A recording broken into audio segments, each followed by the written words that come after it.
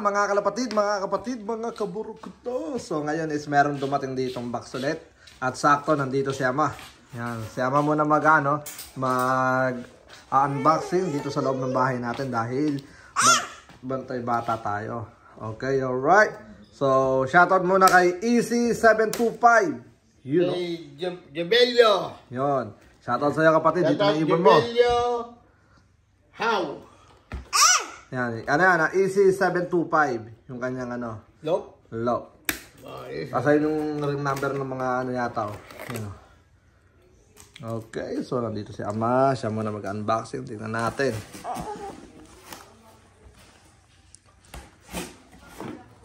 So sa lahat ng mga ano. Tag dito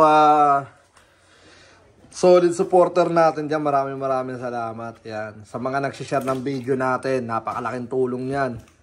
Yeah. Siyempre. Salamat din nyo. Kayong dahilan kung bakit tayo laging umaabante. Yan. Babawi din sa inyo si Blondie. End of the month. Alam niyo na. End of the month. Siyempre. Yeah. Ano yun? Pipili tayo ng blue bar and checker. Unahin natin yung checker. So, unahin ni Ama. Hi. Ano yan? Jeds. Jeds yan sigurado. Jeds. Kulay pa lang eh. Ring number. Diyan mo na yun. 24823. AU24. Diyan mo basahin. Okay. Jeds 24823. Okay, yung isa naman. Bakit na ba yung bakbak niya eh? Aha. Hindi pa pala papakita. Ayun o. Alright. Shoutout sa'yo. Easy725. Ganda ng pangalan, you know? Easy725. Yeah. Easy lang. Easy. Ang pangalawa.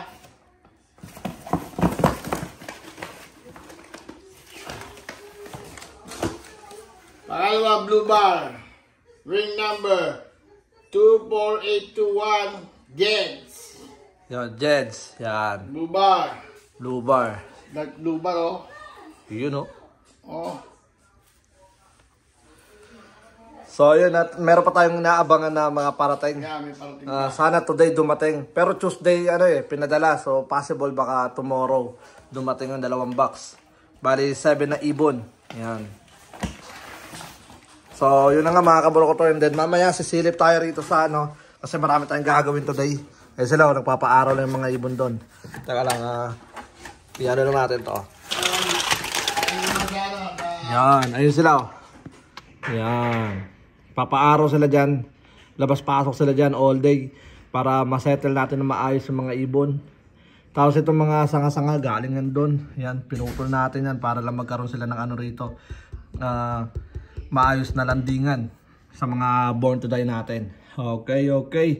So napakaangas ng ano natin na born to die. Dahil ay si Ama nilagay na doon. So yung kasabay kahapon, puntaan na natin. Kasabay kahapon. Ay si Ama ay lalabas kaya di na tayo lalabas. Yan. Yun. Ay si Ama oh. Ayun yung mga kasabay kahapon nandyan. Oh, may sakit kasi si Amaya, di tayo masyado makapag-asikaso. May ano siya, may ubo. Okay. So, yan mga kaburo ko to. Bali, update ko kayo ulit mamaya. Lalabas tayo, then check natin yung mga ibon na mga naka-entry dyan. Siyempre, huwag nyo kalimutan na yung 1K na ibibigay natin sa 5 solid na subscriber natin. Siyempre, kailangan solid din kayo mag-share na at mag-comment kayo para tumatak kayo sa ano ko. Kailangan kasi para kayo gagawa ng paraan kung paano ko kayo matatandaan ng maayos, di ba? Kasi tawag dito pipili tayo ng solid talaga, hindi lang yung meron nga nag-PM sa akin, lagi daw siya nag-share. So tinignan ko yung wall niya. So yun na nga mga kaburo ko to, bali pakita ko sa inyo kung nasan yung mga ibon natin. Ito yung ginagawa nila madalas.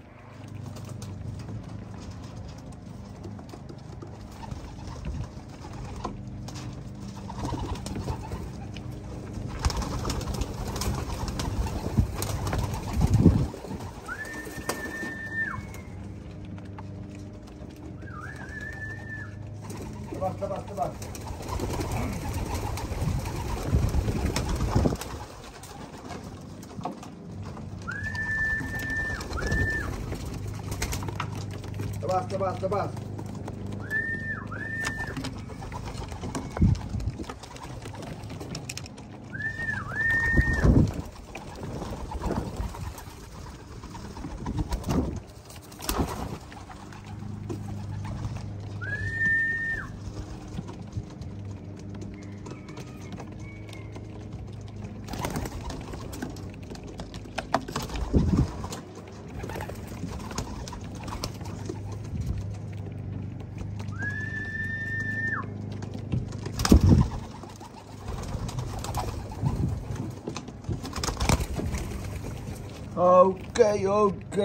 Okay.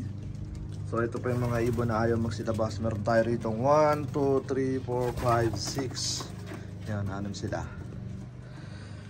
So ngayon na-trapping na sila. Nagta-trapping na sila rito. Tapos may mga nandun pa. May mga kinakwaran din pa tayo ron. Alright, good luck sa lahat ng mga nandito. Sana ma-settle natin sila na maayos. Let's go. Yan. Ito yung ginagawa ng mga ibon natin. Papaaraw sila dyan. Tapos pasok sila doon. Labas, pasok, araw-araw yan. Para lang ma-settle natin na maayos yung mga ibon natin. Tapos pinaplano ko siyang lagyan dito ng net. Para hanggang doon sila, kita nila yung pinakaharap ng natin, ng loop natin. Ang maganda rito, nagiging alisto sila kapag may dumadalaw na kalaban. Yan. Nasasanay sila maging alisto. So di natin maiwasan.